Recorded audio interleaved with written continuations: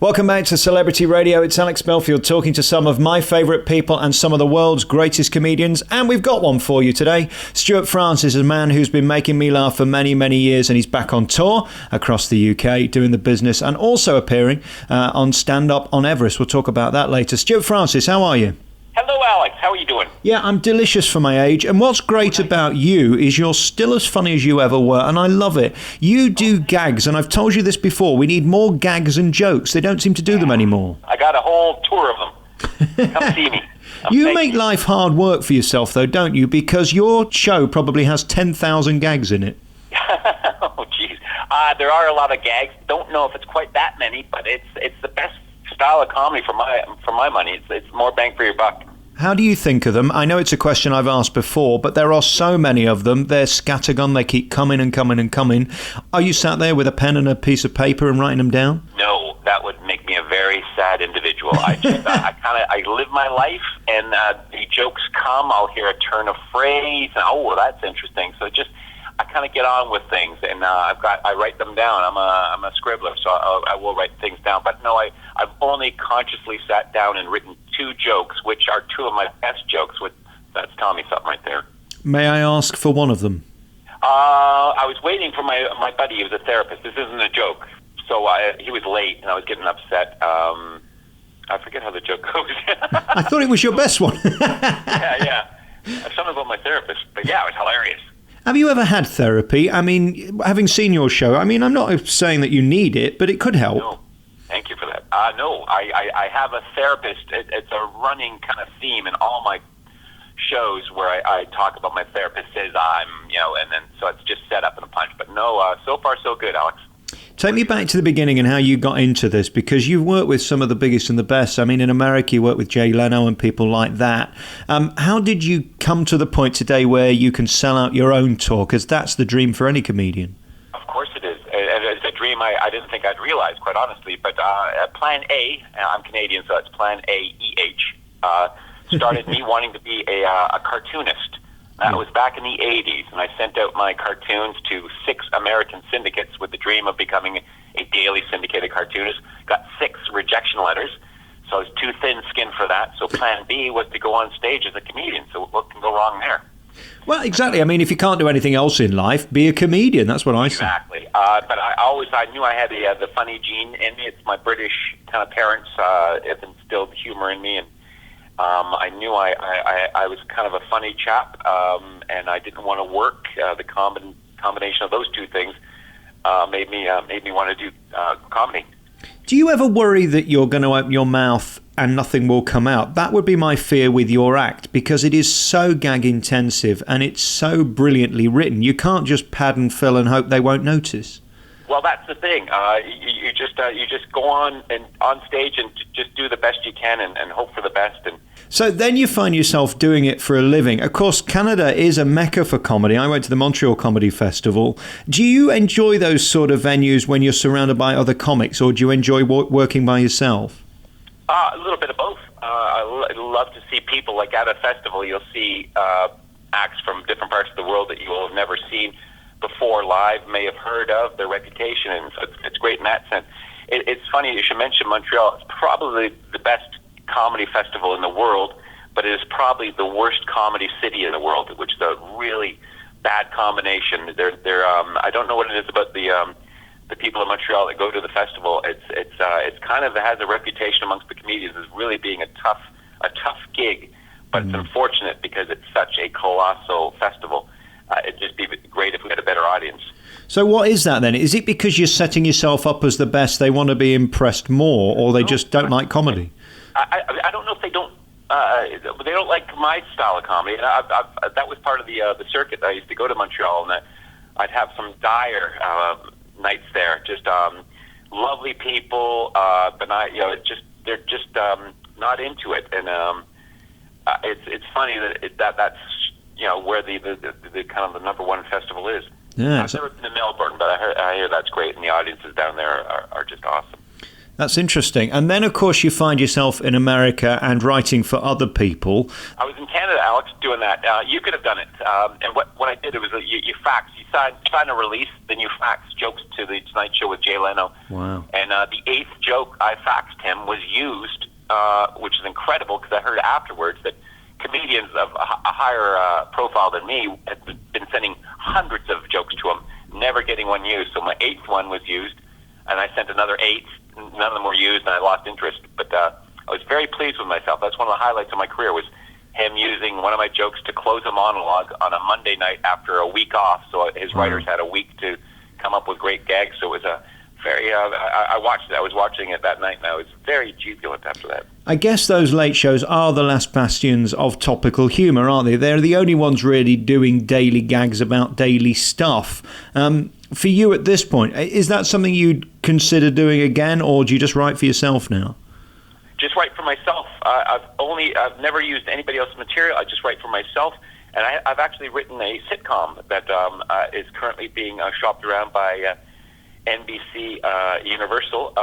So here's hoping that gets at least a green light for a pilot. Fantastic. What's it about? Can you give us any clues? It's kind of like I love Family Guy. I love those setup and quick cutaways and stuff like that. So it's kind of like a live version of that, and it's about me living here in the UK. Things have kind of gone pear-shaped for me in Canada, and I heard that I had extended family over here. Lo and behold, my entire family are over here. I've got upwards of 6, 7, 8 brothers, sisters.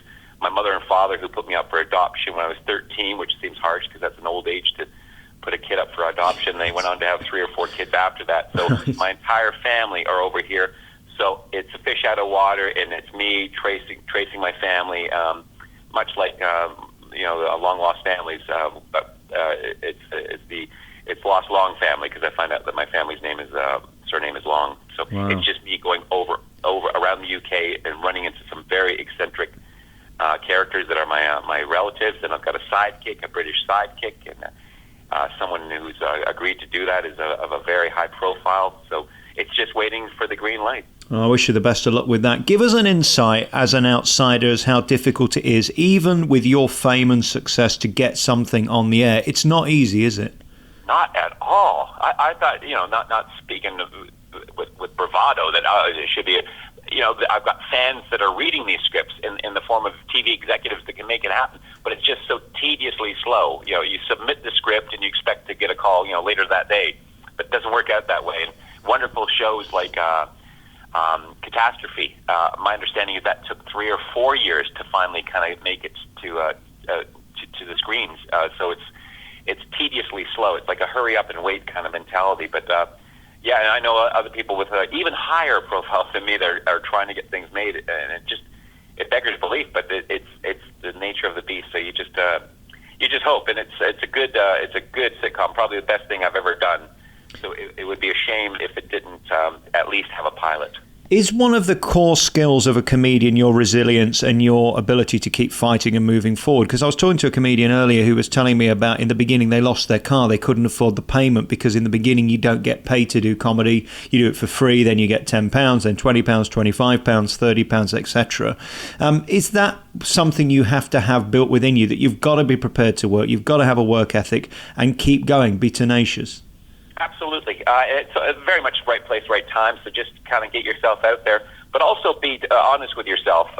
Are you good? I think there's a lot of people that are misguided and deluded, not just in comedy, and they're pursuing something they probably shouldn't be pursuing because they just might not, it might not be working or it might not work out for them, but be honest with yourself. And I knew that I had something, I was on to something, and I would see it through to the bitter end, and it doesn't look like there's going to be a bitter end. It's just getting sweeter and sweeter. I love it when you appear on the chat shows 8 out of 10 caps or any of those sort of things. You always fit in, and it is like a jigsaw puzzle. A lot of people fail at those miserably. Is there a recipe to that, or is it just that your face fits and your comedy works and you don't get in the way of the others? All those things, yeah. And listening. You got to be in the moment, because that's when some of my some of my better gags would come out of the blue on Mock the Week or the like. They like me for my stand up, the stand up round, so they appreciate that. But yeah, It's very challenging, though, to because those are essentially 2.5-hour tapes, which is edited down to a half hour for your viewing pleasure. So it's pretty intense that you're sitting there, like being in a pretty intense conversation for 2.5 hours and just wait to chime in. And I'd be watching too after not knowing how the edit would work out. And I wouldn't be saying anything. I'd be, come on, Francis, say something, for goodness sake. Yeah. Knowing full well I did say something, it just didn't make it to edit. I remember talking to Dara O'Brien once, and he was saying that on some shows for Mock the Week, it can end up sort of like a battle and a joust. That doesn't really work, does it? Because you've got to all be on the same page laughing at each other. If you're competing, it sort of becomes uncomfortable. Oh, absolutely. And it's just like now, if someone's speaking over someone, no one's going to make anything out of that. And that's seven individuals sharing one microphone. So some can be a little more selfish and less less willing to play with the others. But it's just we live in a polite society, so you let someone else say something, and then with the confidence that you'll come in with something on top of that. You let someone else have their say, because it's for the greater good. It's a television show that we're all going to benefit from. So just bide your time, and when you do have something to say, make sure it's hilarious. And thankfully, due to my amazing editing skills, there won't be any talking over in this interview. It'll be flowing beautifully. You're good. I hope you take this as a compliment, and you know I'm a big fan of yours, so I'm being a little bit sycophantic. I don't like the way this is shaping up. Well, I think you're probably up there with Ken Dodd in terms of your mind in comedy. I've never known anybody else other than you and him who can store so much and pull it out of the bag at a whim. Have you worked out how your brain works differently to everyone else's? Because I couldn't remember the number of gags you do. Is it a special skill?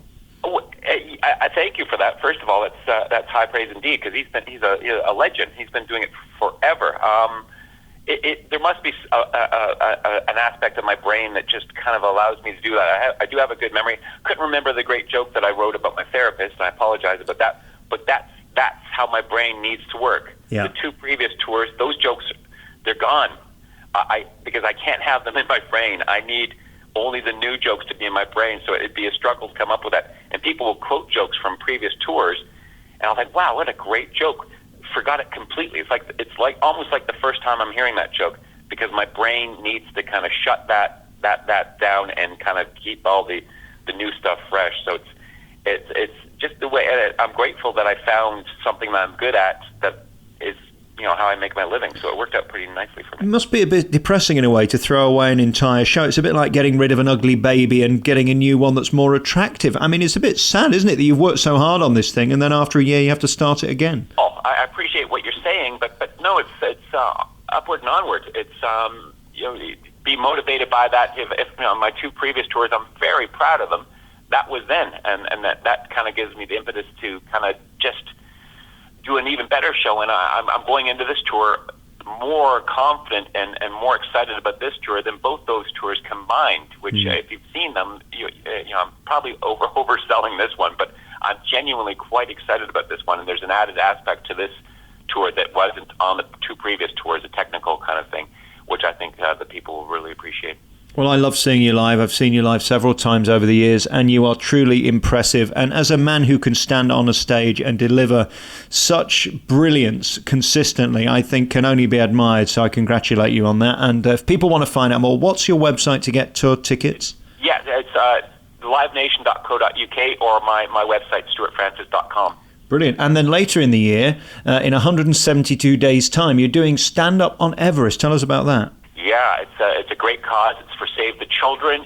We're doing me and 5 other great comedians are going to be doing a stand-up show at base camp of Mount Everest, which I believe will be the world record for the highest stand-up show ever.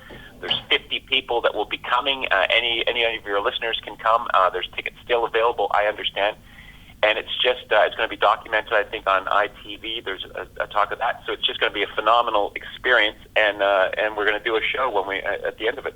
I'd like to come, but could you relocate to somewhere a little warmer? Absolutely. Yeah. It's going to be challenging. I've done the Andes, and that's the most physically demanding thing I've ever experienced. And I've watched The Hangover too. So it's going to be a tricky one in that sense, but it's all for a good cause. And here's hoping we all come back 6 up, 4 or 5 back. standuponeverest.co.uk is the website for that, and you can Google Stewart Francis to get all of the ticket information for the 2015 tour. You're a real pro. It's always lovely talking to you, and good luck with the rest of the year. Thanks for talking to me, Stewart. You're a gentleman.